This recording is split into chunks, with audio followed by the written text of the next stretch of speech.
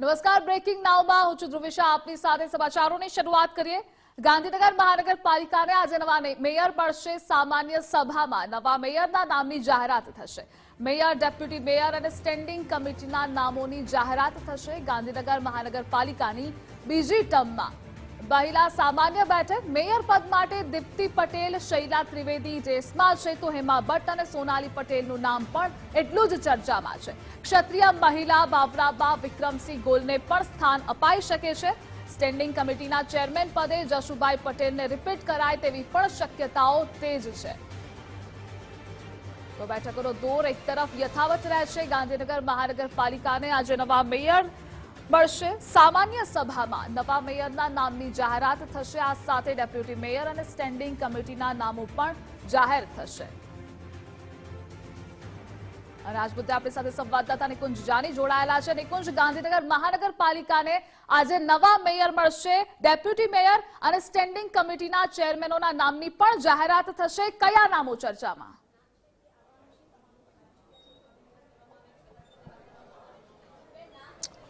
जी, थोड़ा समयनी अंदर गांधीनगर महानगरपालिकानी सामान्य सभा जे छे ते મળવા જઈ રહી છે। આ સામાન્ય સભાની અંદર ગાંધીનગર શહેરના બાકી રહેલ 2.5 વર્ષના ટર્મ માટેના નવા મેયર, ડેપ્યુટી મેયર અને સ્ટેન્ડિંગ કમિટી ચેરમેનના નામોની જાહેરાત કરવામાં આવશે। મહત્વનું છે કે બાકી રહેલ 2.5 વર્ષ માટે મહિલા સામાન્ય બેઠક જે છે તે અનામત છે અને તેને લઈને મહિલા ઉમેદવારમાંથી કોઈ મેયર બને તે પ્રકારની હાલ ચર્ચા જે છે તે ચાલી રહી છે। થોડા સમયમાં સામાન્ય સભાની શરૂઆત થશે। અનેક નામો જે છે તે ચર્ચાઈ રહ્યા છે કે જેવો મેયરની રેસની અંદર હાલ હોય તે પ્રકારની માહિતી જે છે તે મળી રહી છે। મેયરની રેસની અંદર દીપ્તિબેન પટેલ, શૈલાબેન ત્રિવેદી, હેમા ભટ્ટ, સોનાલીબેન પટેલ સહિતના નામો જે છે તે હાલ ચર્ચાઈ રહ્યા છે। તે પૈકીના કેટલાક નામો છે તેમની સાથે વાત કરીશું। સોનાલીબેન, મહિલા અનામત બેઠક છે અને થોડા સમયમાં જે લિસ્ટ છે તે પણ આવશે। શું લાગે છે કયા પ્રકારની નિયુક્તિ પસંદગી જે છે તે? ભારતીય જનતા પાર્ટી આ એક આખો પરિવાર છે।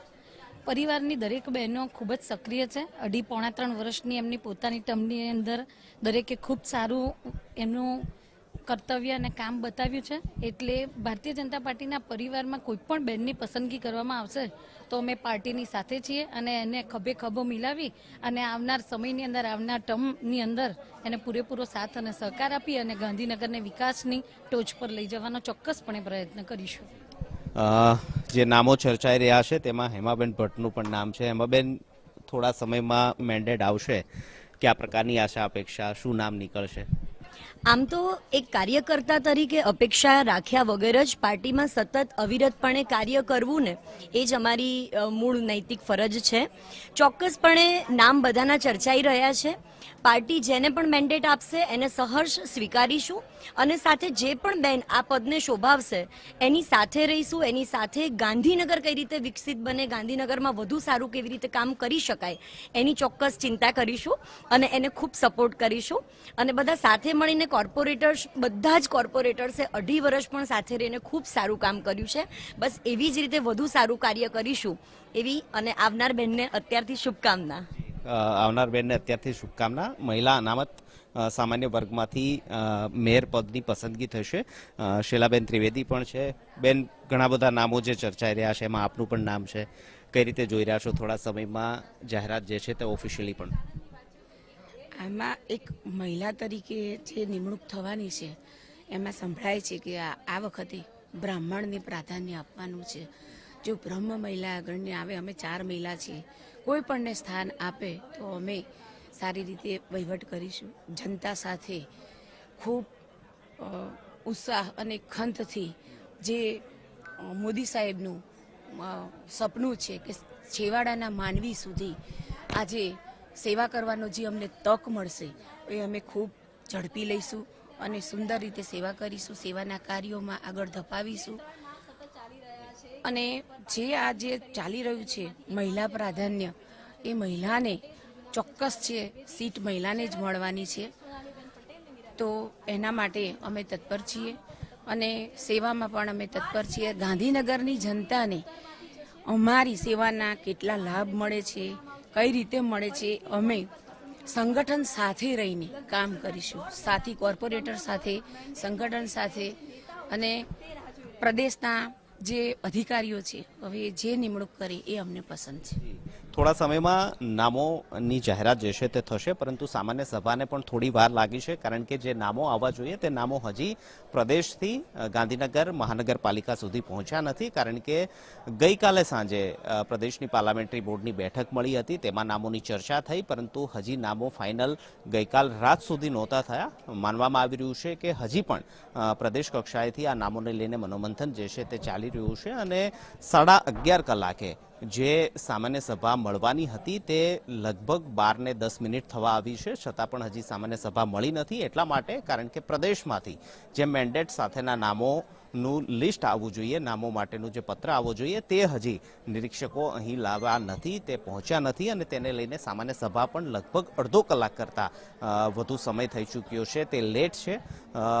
તમામ ઉત્સુકતા સાથે તમામ આ કોર્પોરેટરો છે, ખાસ કરી મહિલા કોર્પોરેટરો છે, જે નામોની યાદી અહીં પહોંચે તેની ઉત્સુકતા સાથે રાહ જોઈ રહ્યા છે, કારણ કે તે પૈકીના કોઈનું પણ નામ એમાંથી નીકળી શકે છે તે પ્રકારની પરિસ્થિતિ છે. ડેપ્યુટી મેયર પદ માટે પણ અનેક નામો જે છે તે ચર્ચાઈ રહ્યા છે. આ ઉપરાંત સૌથી મહત્વનું સ્ટેન્ડિંગ કમિટી ચેરમેનના પદ માટે પણ તમામ પ્રયાસો જે છે તે તમામ તરફથી એડી ચોટીના જોર જે છે તે લગાવવામાં આવ્યા છે, પરંતુ હજી સુધી પ્રદેશમાંથી અહીં નામોનું લિસ્ટ એટલે કે પસંદગી થયેલ મેન્ડેટ જે છે તે પહોંચ્યું નથી અને મેન્ડેટની સૌ કોઈ આતુરતાથી રાહ જોઈ રહ્યા છે. નિકુંજ, આપ જોડાયેલા રહેજો. ન્યૂઝ વોર રૂમથી એસોસિએટ એડિટર દીક્ષિત ઠકરાર જોડાયેલા છે. દીક્ષિત, કોના નામ પર પસંદગીનો કળશ ઢોળાઈ શકે? ધ્રુવિસા, લોકસભાની ચૂંટણી પૂરી થઈ ગઈ છે, પરંતુ હવે ગાંધીનગરના નવા મેયર કોણ તેને લઈને ઘણા બધા નામો છે તે ચાલી રહ્યા છે. સામાન્ય મહિલા છે એટલે કે ક્ષત્રિય સમાજ અથવા તો પાટીદાર સમાજમાંથી આવતા નેતા છે તેની પસંદગી થઈ શકે છે. જો કે બ્રાહ્મણ સમાજમાંથી આવતા પણ એક મહિલા નેતા છે તેનું નામ આગળ આવી રહ્યું છે, પરંતુ નવા મહિલા મેયર કોણ બનશે તેને લઈને અનેક નામો છે તે અત્યારે ચર્ચામાં આવી રહ્યા છે. ખાસ ક્ષત્રિય સમાજના આગેવાન વિક્રમસિંહ ગોલના ધર્મપત્ની ભાવનાબેન ગોલ, તેની સાથે જ જો બીજા વાત કરવામાં આવે તો સોનલબેન પટેલ છે, દીપ્તિબેન પટેલ છે, આવા અનેક નામો, શૈલા ત્રિવેદી છે, આ અનેક નામો છે તે અત્યારે ચર્ચામાં આવી રહ્યા છે. પરંતુ આ ભારતીય જનતા પાર્ટી છે, જે નામો ચાલતા હોય છે તે નામોની બહારનું જે એક નામ છે તે આવી જતું હોય છે, ત્યારે તમામ લોકોનું હવે આ નજર છે કે ગાંધીનગરના નવા મેયર કોણ બનશે, કારણ કે આ ગાંધીનગર એવો મત વિસ્તાર છે કે આ ગાંધીનગર કોર્પોરેશનમાં હંમેશા કોંગ્રેસનો દબદબો રહ્યો છે, પરંતુ ગત ચૂંટણીમાં ત્રિપાખીયો જંગ થયો હતો. કોંગ્રેસ, ભાજપ અને સાથે આમ આદમી પાર્ટી પણ અહીંથી મેદાને હતી અને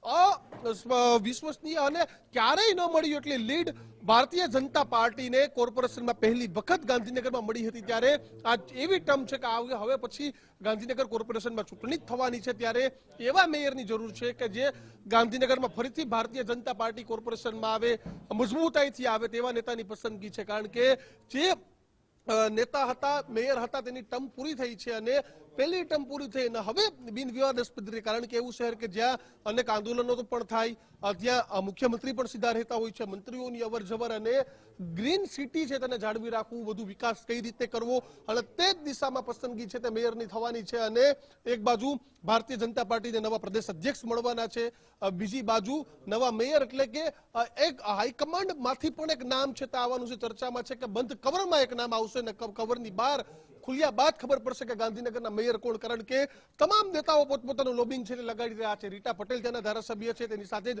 અલ્પેશ ઠાકોર પણ ગાંધીનગરથી ધારાસભ્ય છે. તો આ તમામ નેતાઓ છે તે પોતપોતાના પસંદીદા કોર્પોરેટર છે તેનું મેયર પદે નામ ચલાવી રહ્યા છે. સ્ટેન્ડિંગ પદે કોણ, આવા અનેક નામો છે તે અત્યારે ચાલી રહ્યા છે ધ્રુવિસા, પરંતુ ગણતરીની મિનિટોમાં જ નામ પરથી પડદો છે તે ઉઠી જવાનો છે અને ગાંધીનગરના નવા મેયર કોણ બનશે તેના માટે નિકુંજ જાની સતત ગાંધીનગર કોર્પોરેશન ખાતે ઉપસ્થિત છે ને ત્યાંથી તુરત જ નવું નામ આપશે.